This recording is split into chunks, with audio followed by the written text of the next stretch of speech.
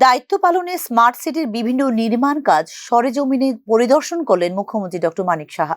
রবিবার আগরতলা পুর নিগমের 16, 20 ও 32 নম্বর ওয়ার্ড এলাকার বিভিন্ন কাজকর্ম পরিদর্শন করেন মুখ্যমন্ত্রী। নাগরিকদের সমস্যার সমাধান কিংবা চাহিদা পূরণে বিশেষ করে পানীয় জল ব্যবস্থাপনা, জল নিষ্কাশন ব্যবস্থা ইত্যাদি সরজমিনে পরিদর্শন করলেন মুখ্যমন্ত্রী ডক্টর মানিক সাহা। ড্রেন সংস্কার, জল নিকাশি ব্যবস্থা ভালো রাখা ও বৃষ্টির সময় যেন জল না জমে সেই বিষয়গুলো খতিয়ে দেখা হয়েছে বলে জানিয়েছেন মুখ্যমন্ত্রী। মানে 8 নং বর্দলিত হয়েছে, তো কিছু কিছু জায়গায় যারা এখানে থাকেন বাসিন্দারা বলছে যে কিছু ড্রেনের সমস্যা আছে, জলের সমস্যা তো সমাধান হয়ে গেছে, পানীয় জল খুব ভালোভাবে আসছে এখানে, কিন্তু দেখা গেছে অনেক এনক্রোচমেন্টও আছে প্রচুর। তো ওই জায়গাগুলো দেখলাম, আর প্রপার ড্রেন যেখানে হওয়া উচিত, কাভার ড্রেন, সেগুলোর বিষয়ে দেখে আমি নির্দেশ দিয়েছি আধিকারিকদের। আর আজকে শান্তিপাড়াতে যে পুকুরটা আছে, পুকুরটারও মানে কিছু সমস্যা আছে, জলটা ফেলে সেখানে আরেকটা গাটলা হবে, ভালো করে যাতে গাটলা হয়, তো সেই বিষয়গুলো বললাম। মেইন হচ্ছে যে প্রপার ড্রেন এবং যেখানে যেখানে এনক্রোচমেন্ট আছে এনক্রোচমেন্টগুলোকে মুক্ত করা, এই বিষয়গুলো বিশেষ করে জোর দিয়েছি। এবং যেখানে যেখানে রাস্তা তৈরি হওয়া প্রয়োজন সেই রাস্তাগুলো যাতে সময়ের সাথে হয়, টাইমলাইন দিয়ে দিয়েছি, টাইমলাইনের মধ্যে সেগুলো করে সমস্ত। আজকে 3টে ওয়ার্ডে আমরা আজকে যাচ্ছি। এখানে আমার মনে হয় যে এতে আসাতে অনেকে খুশি হয়েছে, অনেকে ভাবে যে ইলেকশনের সময় আমরা আসি, কিন্তু ইলেকশন বাদেও আমরা আসি, সেটা কিন্তু আজকে প্রমাণিত। এই এলাকায় একটি ইংরেজি মাধ্যম বিদ্যালয় স্থাপনের অনুমোদন দেওয়া হয়েছিল আগেই। এই বিষয়টির অগ্রগতি ও খতিয়ে দেখা হয়েছে বলে এদিন জানিয়েছেন মুখ্যমন্ত্রী ডক্টর মানিক সাহা। স্কুলের তো কিছুই ছিল না, তো এখানে ক্ষেত্রবন স্কুলকে নতুন করে ইংলিশ মিডিয়াম স্কুল করার জন্য এখানে ফাউন্ডেশন আমি লে করেছিলাম। এটার এখন বর্তমান অবস্থাটাকে আজকে দেখতে এসেছি, কিছু সমস্যা আছে, সেই সমস্যাগুলো কিভাবে আমরা সলভ করবো সেই নির্দেশ আমি দিয়েছি।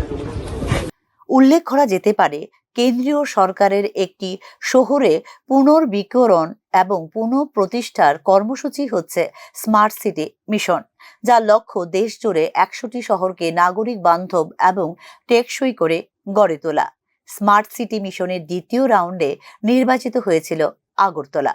2016 সালের 18 নভেম্বর থেকে কার্যকর হয়েছে Agartala smart city. Smart city মিশনের অধীনে মোট 65টি প্রকল্প গ্রহণ করেছে Agartala smart city. Smart city মিশনের অধীনে কেন্দ্রীয় শেয়ার হিসাবে মোট 490.00 কোটি টাকা বরাদ্দ পাওয়া গিয়েছে ও রাজ্য শেয়ার হিসেবে মোট 51.02 কোটি টাকা পাওয়া গিয়েছে। এছাড়া সিআইটিআইএস প্রকল্পের অধীনে হাওড়া নদী সম্মুখ উন্নয়ন প্রকল্প গ্রহণ করেছে আগরতলা স্মার্ট সিটি। এই প্রকল্পে মোট ব্যয় ধরা হয়েছে 99.00 কোটি টাকা। আগরতলা স্মার্ট সিটি মিশনের অধীনে একাধিক প্রকল্প রূপায়িত হচ্ছে। এর মধ্যে প্রথমে রয়েছে আগরতলায় বন্যা ব্যবস্থাপনা এবং বন্যা পর্যবেক্ষণ ব্যবস্থা বাস্তবায়ন করা।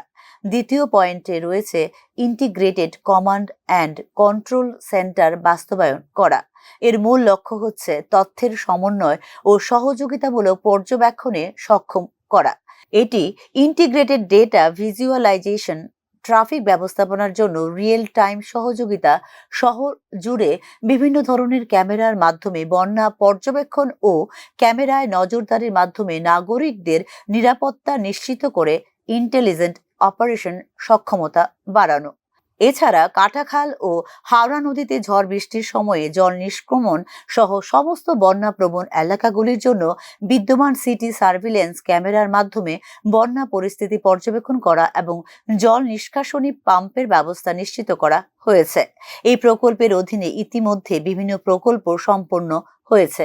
এর মধ্যে রয়েছে ছাত্র সংঘ পুকুর, জে.এন. বাড়ি পুকুর পার্ক, এমবিবি কলেজের কাছে 3টি পুকুরের উন্নয়ন, ডিমসাগর জংশনের সৌন্দর্যায়ন, রানীর পুকুর, আলবার্ট একা যুদ্ধ স্মৃতিসৌধের উন্নয়ন।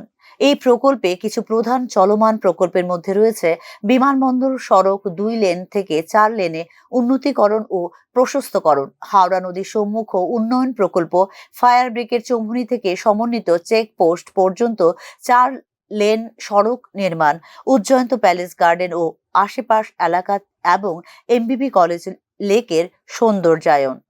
ব্যুরো রিপোর্ট, নিউজ নাও।